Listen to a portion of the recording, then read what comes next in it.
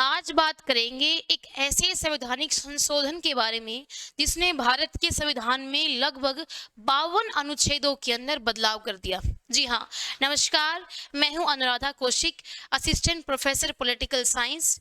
HTET 2026 को लेके हम लगातार काम कर रहे हैं article of the day video series के अंदर, जिसमें हम एक आर्टिकल को उठाते हैं और उसकी पूरी 360 डिग्री स्टडी कर लेते हैं। उसके अंदर आज हम बात करेंगे 42वें संवैधानिक संशोधन की, जिस अनुच्छेद ने भारत के अंदर हमारे संविधान में इतने बदलाव किए कि उसको हम लघु संविधान बोलते हैं। तो 42वें संवैधानिक संशोधन के द्वारा क्या क्या चेंज हुए थे हमारे भारत के संविधान में, आज एक ही वीडियो के अंदर उन सब टॉपिक को हम कवर कर लेंगे। सो आइए स्टार्ट करते हैं। देखिए, 42वें संवैधानिक संशोधन जो कि भारत में आपातकाल के साये में किया गया सबसे बड़ा संवैधानिक संशोधन है। उसने भारत के बहुत सारे पार्टों के अंदर, आप डीपीएसपी कह लीजिए, आप मौलिक कर्तव्य कह लीजिए, या भारत की जो हमारा संघीय ढांचा है उस तक को बदलने के प्रयास इस संशोधन के अंदर किए गए थे। सारे इंपोर्टेंट पार्ट को हम इस वीडियो के अंदर एक एक करके कवर कर लेंगे। हम इसको बोलते हैं लघु संविधान। लघु संविधान, मिनी कॉन्स्टिट्यूशन के नाम से हम इस संशोधन को जानते हैं।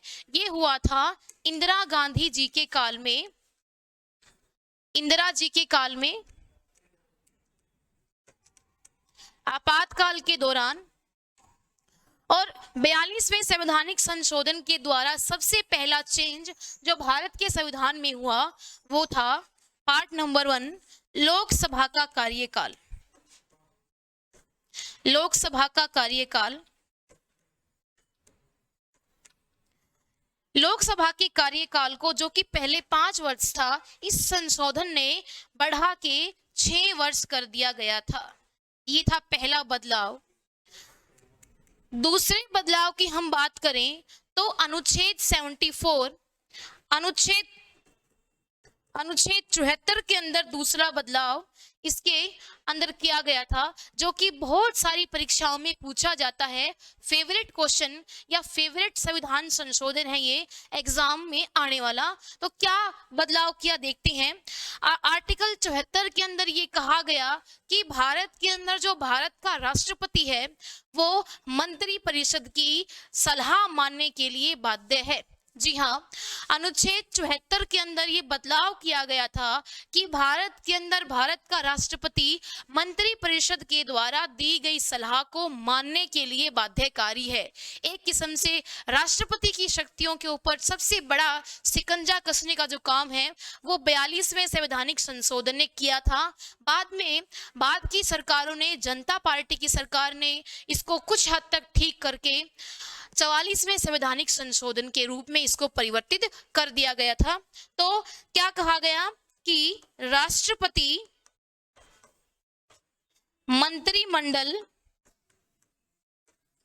मंत्रिमंडल की सलाह या एडवाइस मानने के लिए क्या है, बाध्य है। तो 2 फैक्ट हमने देख लिए हैं। तीसरे फैक्ट की अपन बात करते हैं, वो है यहां पर क्या, समवर्ती सूची। समवर्ती सूची, देखिए हम जानते हैं कि हमारे पास कानून बनाने के लिए 3 सूचियां हैं, राज्य सूची, केंद्र सूची व समवर्ती सूची। समवर्ती सूची वह सूची है जिसके अंदर वो विषय हैं जिन पर राज्य और केंद्र दोनों की सरकारें कानून बना सकती हैं। लेकिन पॉइंट यहां और नोट कर लीजिए आप कि जब केंद्र और राज्य का कानून टकराता है किसी एक विषय के ऊपर, तो राज्य सरकार के द्वारा बनाया गया जो कानून है उसके ऊपर लागू होगा क्या, केंद्र सरकार का कानून। यानी कि केंद्र सरकार का कानून ही विवाद होने की स्थिति में मान्य होगा। तो ऐसे ही भारतीय संविधान की जो समवर्ती सूची है उसके अंदर कुछ विषयों को जोड़ा गया। आइए उन विषयों को या उन टॉपिक्स को देखते हैं जो इसके अंदर ऐड हुए थे। तो पहला हमारे पास है शिक्षा। जी हाँ, वेरी गुड। बहुत बार ये क्वेश्चन आ चुका है कि शिक्षा को समवर्ती सूची का विषय कब बनाया गया, क्योंकि पहले शिक्षा राज्य सूची के अंदर आता था, तो वो डियर लर्नर 42वां संवैधानिक संशोधन था। तो देखिए शिक्षा, इसके साथ वन, इसके साथ नाप तोल, इनको आप बुलेट पॉइंट में नोट कर सकते हैं। और इसी के साथ वन्य जीव संरक्षण, वन्य जीव संरक्षण, एनिमल प्रोटेक्शन जिसको हम बोलते हैं, इसी के साथ परिवार नियोजन,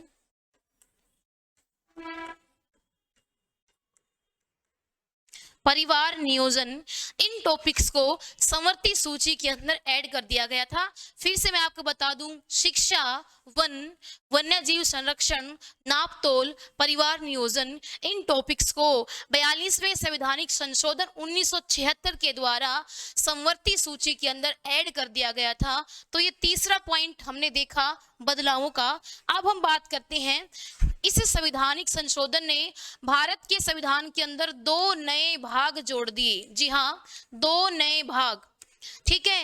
एक को तो हम जानते हैं फंडामेंटल ड्यूटीज के रूप में, मौलिक कर्तव्य के रूप में, जो कि भारत के अंदर भाग नंबर 4 कै, भाग नंबर 4 कै जोड़ा गया, और जिसके अंदर अनुच्छेद था हमारा 51A।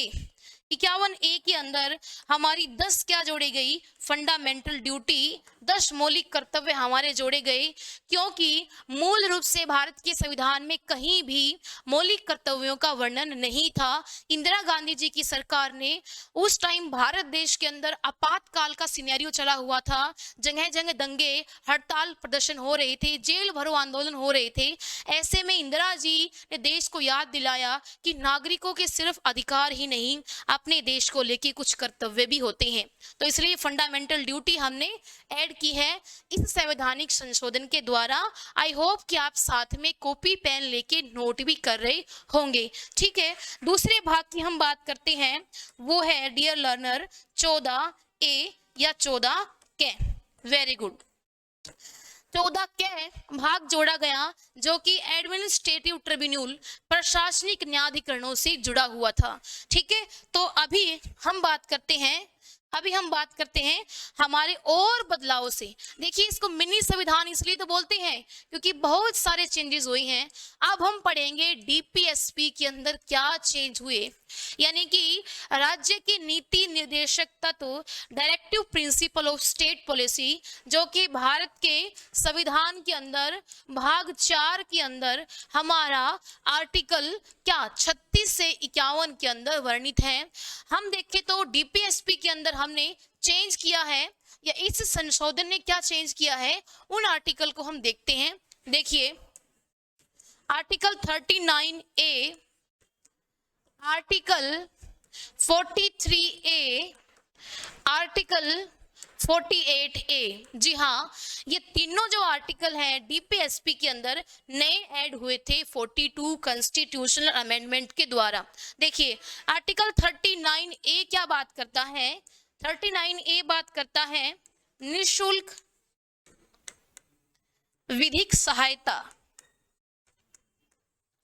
निःशुल्क विधिक सहायता, ठीक है। यानी कि ऐसे लोग जो कानूनी जो मशवरा होता है, सहायता होती है, वो अफोर्ड नहीं कर पाते, ऐसे लोगों के लिए सरकार का एक कर्तव्य होगा कि उनको निःशुल्क यानी कि फ्री में विधिक कानूनी सहायता क्या कराए, उपलब्ध। 39A ये बात करता है समान न्याय की स्थापना के अंदर, ये एक कदम हम समझ सकते हैं। उसके बाद है आर्टिकल 43A। अगर आप कहीं भी एमसीक्यूज के अंदर कभी आप फंस जाओ, क्वेश्चन ना निकले, तो ये क्या है, छोटी सी ट्रिक हम मान सकते हैं। 39A, 43A, 48A, यानी कि जहां पे भी हम डीपीएसपी के अंदर ए जुड़ा पाएंगे अनुच्छेदों में, आप समझ जाइएगा कि 42 एक्ट के अंदर ही जुड़े हैं। एक और मैं आपको यहाँ पे क्या बता दूं, छोटी सी ट्रिक, कि हम कंफ्यूज होते हैं कई बार 42वें और 44वें संवैधानिक संशोधन में। तो इसकी सबसे अच्छी ट्रिक कह सकते हो आप, वो ये है कि जब भी कोई चीज ऐड करने का नाम आता है संविधान में, तो आप 99% कहाँ जाओगे, क्या 42वें संवैधानिक संशोधन के ऊपर एग्जाम के अंदर। और अगर कुछ निकालने का नाम अगर आता है तो आप टिक करोगे 44वें संवैधानिक संशोधन के ऊपर। 99% की ट्रिक हमारी काम करेगी। अब आइए देखते हैं कि 43A क्या बात करता है। देखिए 43A डीपीएसपी का कहता है कि जो मजदूर हैं उद्योगों के अंदर मजदूरों को भी प्रबंधन में शामिल किया जाएगा। यानी कि मजदूर भी क्या होंगे मैनेजमेंट का एक पार्ट। कि उद्योग के जो मालिक हैं उनका कर्तव्य होगा कि वो अपने यहाँ काम करने वाले लेबर्स को, मजदूरों को भी मैनेजमेंट का एक पार्ट समझे। यानी कि मजदूर भी क्या कर सकेंगे, नियोजन में या मैनेजमेंट में, प्रबंधन में अपनी हिस्सेदारी। ये आर्टिकल 43 बात करता है। नेक्स्ट हम चलते हैं 48A के बारे में। 48 बात करता है वन्य जीव संरक्षण की। वन्य जीव संरक्षण, राज्य का कर्तव्य होगा कि वो क्या करे, वनों व वन्य जीवों का संरक्षण। तो डीपीएसपी के अंदर ये चेंज हुआ है 42 अमेंडमेंट के दौरान। अभी कुछ और चीजें हम देख लेते हैं। डीपीएसपी हम कर चुके हैं, डीपीएसपी के अंदर बदलाव हुआ है। हमने लोकसभा का कार्यकाल देख लिया है। हमने आर्टिकल 74 के अंदर अमेंडमेंट हुआ, वो हमने देख लिया है। 2 नए भाग जुड़े हैं, जिसको भाग 4 के और भाग 14 के अंदर बदलाव हुआ, वो हमने देख लिया है। समवर्ती सूची के अंदर कुछ विषय ऐड हुए हैं, उनकी हमने बात कर ली है। समवर्ती सूची के अंदर जस्ट ए सेकंड, समवर्ती सूची के अंदर कुछ बदलाव हुए हैं, वो हमने देख लिए हैं। ठीक है, तो ये था अनुच्छेद 42 का पूरा निचोड़। आई होप इतने पॉइंट भी अगर आप याद कर लोगे तो 42 अमेंडमेंट से जुड़ा हुआ कोई भी क्वेश्चन एस्टेट के एग्जाम में आपका गलत नहीं होगा। तो ऐसी ही वीडियोस के लिए polity with Anuradha madam YouTube channel से जुड़ना बिल्कुल ना भूलें। इस चैनल पर हम आपके लिए अच्छे से अच्छा वैल्यूएबल कंटेंट उपलब्ध करवाते रहेंगे। आपको सिर्फ हमको मोटिवेट करना है, आपकी लाइक से, शेयर से आप चैनल को आगे बढ़ाइए। तब तक के लिए मिलते रहेंगे। Bye bye, take care.